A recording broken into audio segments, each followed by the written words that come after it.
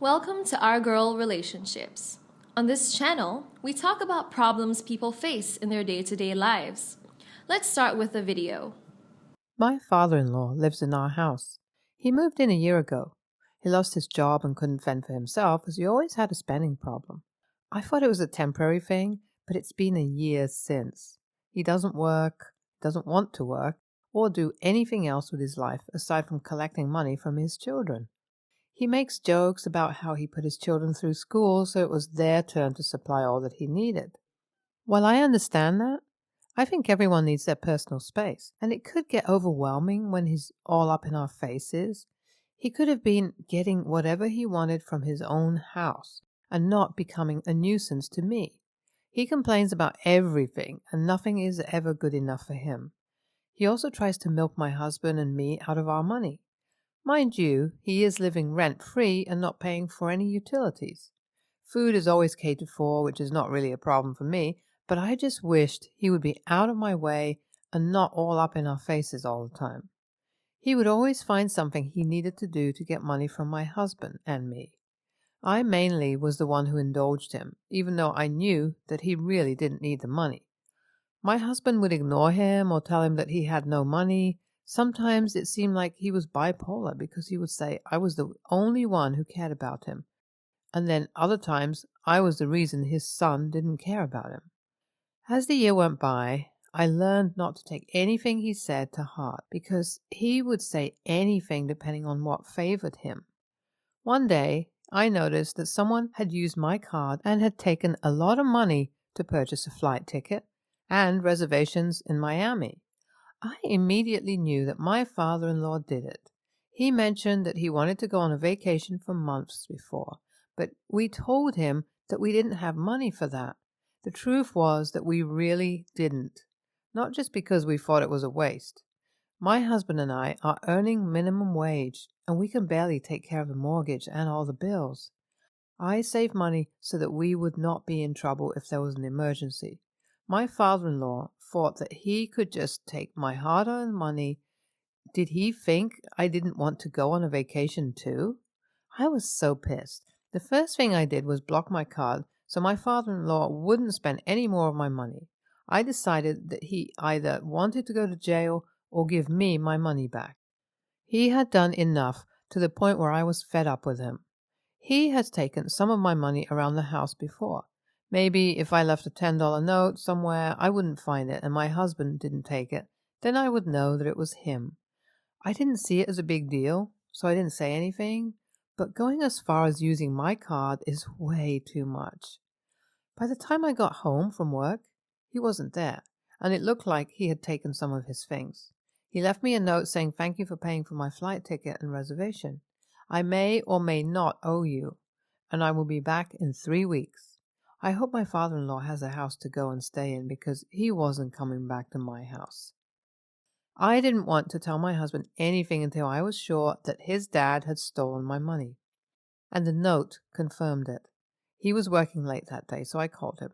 From hearing my voice, he immediately figured that something was up. I told him what had happened and sent him a picture of the note that his father sent. It was so annoying because I deprived myself of some things to save. My lazy father-in-law, who feels entitled and refuses to work to earn his own money, takes it. I knew he wasn't planning on paying it back because he couldn't afford it. When my husband returned that night, I told him the whole story and showed him the note, the amount he took from my account, and where he used it.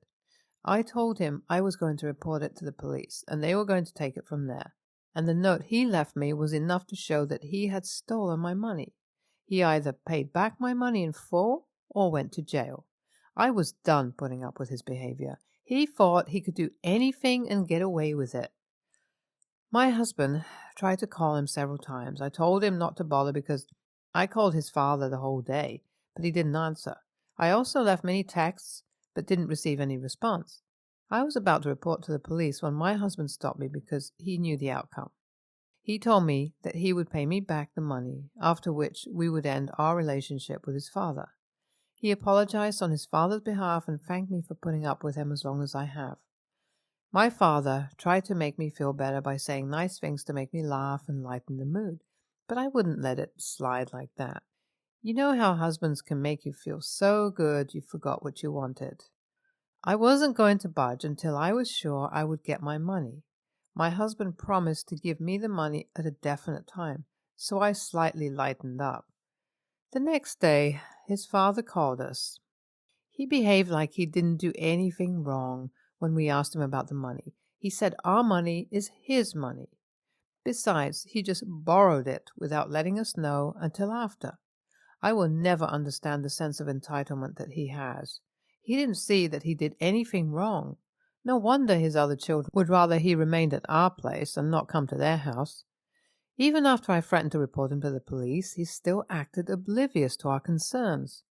My husband told him he better stay in Miami because he was no longer welcome at our house. He didn't take it that seriously and thought my husband was just bluffing. We literally gave him what he wanted, even when we couldn't afford it. Instead of asking him to go and get a job and fend for himself, we sponsored him. Now I realize that may have been our mistake. We knew that he was jobless and didn't want to work. We could have made sure he got a job by adding a condition to his stay at our house. Maybe if we told him to pay for some rent and bills and contribute getting groceries or leave, he would have sat up. The call ended with my husband being really mad and them exchanging hurtful words with each other. My husband was saying he was ashamed that he was his father, and his father equally said things like that about his son and how he had wasted his life and couldn't retire him. He said the money wasn't that much, and we were making a big deal out of it because we were poor. My husband was fuming, and I decided that I needed to end it before either of them said something they would regret.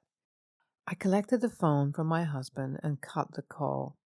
My father-in-law didn't reach out since the last incident, and my husband didn't speak to him either. After the last time they spoke, my husband went into his room, packed everything he owned, and put them in boxes so whenever he came back, he could just take his things and leave. On the day he was supposed to come back, I expected him, and I made sure to get home early to control the situation. But he didn't show up. I thought he got the message and decided to stay away. I was excited that we didn't have to deal with him anymore, but I also felt a little weird. After a few days, I learned that he had come to the house.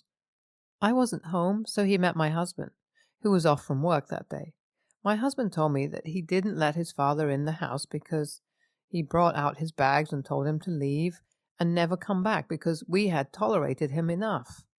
We actually helped him because we were the only ones who allowed him into our house when he had nowhere to go. We fed him and gave him a place he could call home for a while, over a year. None of his things were in the house when I came home, and I didn't know where he went. He's a grown man. I think he'll be okay. My father-in-law called me to tell me that I was the worst thing that ever happened to the family and that I made his son go against him to the point of throwing him out of his house. He said a lot of unnecessary and inappropriate things. My husband was the one who did all the talking since my father-in-law stole my money because I let him handle it. But he provoked me so much that it took everything to hold back. I did give him a piece of my mind, but not nearly as bad as it would have been if I didn't hold back. I was very frank in my communication with him and told him that he had overstepped his boundaries. He had no right to use my card and behave like it was no big deal. I told him about how ungrateful he has been. He didn't see that we helped him and always tried to ask us for more money. He never helped out in the house and never acknowledged when we gave him at least a fraction of what he asked for. That made him blow up. He couldn't handle the call anymore. I wanted to be done with the conversation and all the drama that came along with it. I told him that his son had made the decision and I was okay with whatever he said, and that was final. NTA, you guys are very nice to have put up with him for a whole year. I can't help someone who doesn't want to be helped. NTA, your husband is the real MVP for having the courage to send his father out. Next story. I, 50-year-old male, have two sons, Daniel, 22, and Jackson, 20. We have our fair share of problems, but I love both of them with all my heart, no matter what. Even as a child, Daniel always had a superiority complex. He always felt the need to excel at everything except for sports due to his asthma. He started law school this year, and I'm very proud of him. Jackson, on the other hand, is just a natural. There's no other way to put it. He doesn't need to put much effort into anything yet, because he still comes out on top. After graduating from high school, he started working for me at my business, which is flourishing, thanks in large part to Jack. A year ago, Jackson met his now fiancée, and we're preparing for the wedding this summer. Everyone in our family is very happy for them except for Daniel. Daniel and Jack get along rather well. There's no feud between them, but I could always tell that Daniel had always been jealous of Jack. So I went on a business trip to New England last weekend, and of course I met up with Daniel while I was there. He was quite cold to me the whole time, not like he usually is. After a while, I asked him what was wrong, and he told me that he hadn't taken it lightly that my wife and I were going to pay for Jack's wedding and that we were going to help them out with buying their house as well. I was taken aback. I told him that his mother and I will do the same thing for him as well when it's his time to get married. Daniel told me that it is disgusting that we're paying for the wedding, but not for his tuition. I told him that it was his decision to go to an Ivy League school, an even more expensive law school, not ours. He accused me of favoring Jack, but I was having none of it. I told Daniel that he should get over that Jack is naturally more apt to life than he is, and frankly, he should be thinking about settling down, as he keeps jumping from relationship to relationship. Daniel had a lot of girlfriends, but none of them lasted longer than half a year. He said that I've just admitted to preferring his brother. I couldn't take it anymore and told my son to calm down, think about how silly he's behaving, and I'll pay for his ticket if he wants to come down south for dinner on the weekend and leave. It was hard, but he needs to start accepting reality. He's becoming rather self-centered.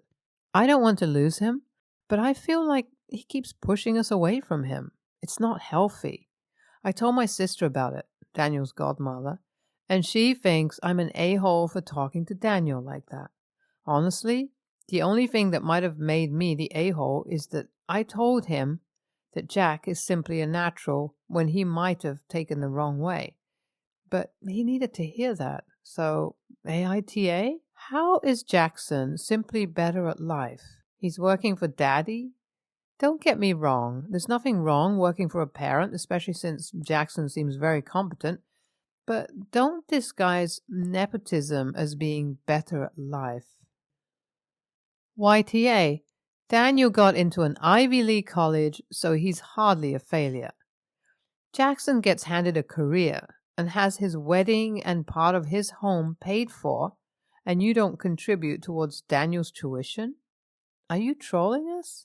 Getting into an Ivy League law school is more of an accomplishment than getting a job at Daddy's business.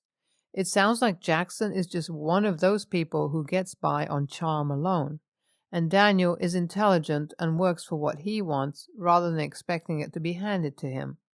You absolutely are favoring Jackson over Daniel, and I'm sure it's not just an isolated incident. YTA. Next story. So, my brother and his ex-wife separated last year, and they finalized everything in their divorce recently. They have a 6-year-old son together, and I noticed my brother hasn't really been a part of his son's life since the separation, the way he used to, and when I had asked him about it, he said that she has full custody, and that's that.